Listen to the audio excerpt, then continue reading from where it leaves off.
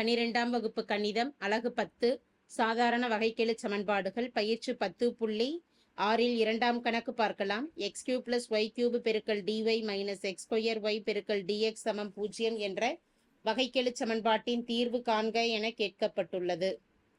வினாவில் கொடுக்கப்பட்டிருக்கக்கூடிய சமன்பாட்டில் x மற்றும் y உறுப்புகளை தனித்தனியாக பிரித்து எழுத இயலாது.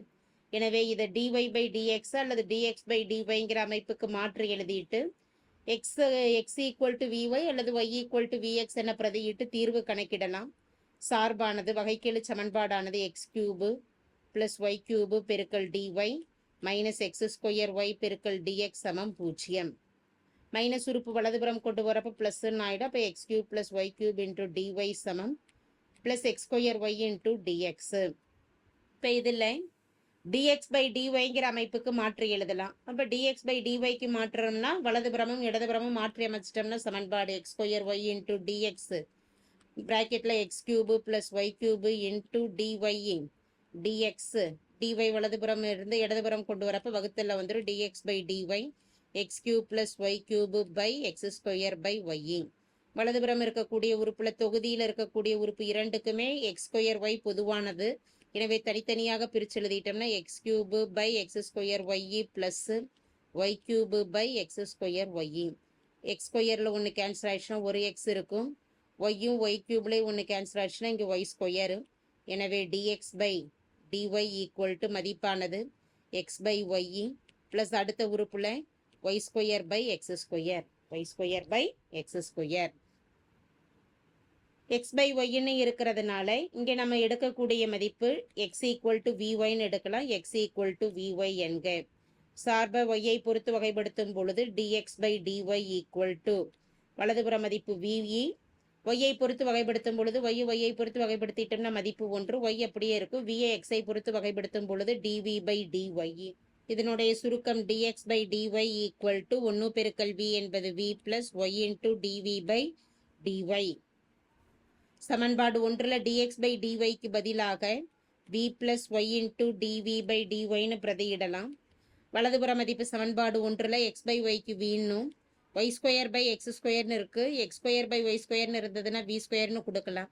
இங்கே y²/x² என அமைந்துள்ளதால் 1/v² என பிரதியிடலாம். v இருபுறமும் கேன்சல் ஆக போக y dv/dy ஈக்குவல் வலதுபுற மதிப்பானது 1/v². v மற்றும் y உறுப்புகளை இருபுறமும் தனித்தனியாக பிரிக்கும் பொழுது v² இடதுபுறம் வந்ததுன்னா பெருக்கல்ல வந்துடும் v² dv. y/dy ஆனது வலதுபுறம் வரப்ப dy/y என அமையும்.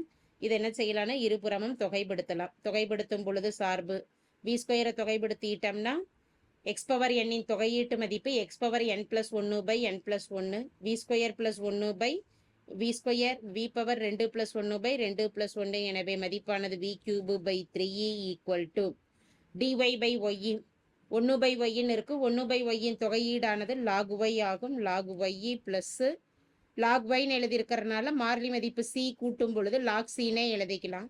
அப்போ v³/3 ஆனது எதற்கு சமம்னா மடக்கையின் பெருக்கல் விதியை பயன்படுத்தும் பொழுது log of ycன்னு எழுதலாம். vக்கு பதிலாக x/y என பிரதியிடும் பொழுது பகுதி மதிப்பானது தொகுதி மதிப்பானது x³ என அமையும். 3 சமம் log of cyன்னு இதை எழுதலாம். y³ கீழே பகுதிக்கு வரும் பொழுது 1/3 பெருக்கல் x³ ஈக்குவல் log cy. மடக்கையை கேன்சல் பண்ணுறதுக்காக அடுக்கு குறிக்கு இருபுறமும் உயர்த்தும் பொழுது சமன்பாடானது எக்ஸ்பனன்ஷியலுக்கு உயர்த்துறோம். e⁻1 பெருக்கல் x³ பகுதி மதிப்பு 3y³ log கேன்சல் ஆகும் பொழுது cy.